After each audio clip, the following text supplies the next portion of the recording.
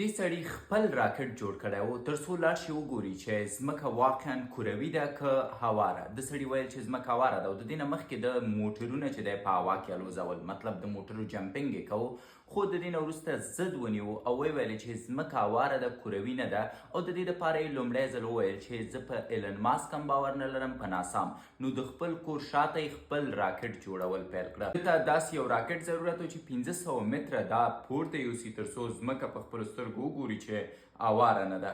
د لومړي ځل دپاره د کوشش وکړه، اما د ده راکټ یوازې 1500 متره پورته لاړ چې کافي اندازه نه وه، اما دومره اندازه وه چې دی خپله تر شفاخاني ولېږي. د هغې نه وروسته د بیا د خلکو نه مرسته وغوښتله، دوم راکټ یې جوړ کړه چې 1900 متره دا د ځمکې نه پورته لاړ او بیا هم پکې کامیابه نه شو. هم په عین حالت کې راکټ بیرته راغی لاندې او د ده فراشوت هم کار ونه کوي. سړی د ځمکې د لیدلو په ارمان د دې دنیا نه لاړ.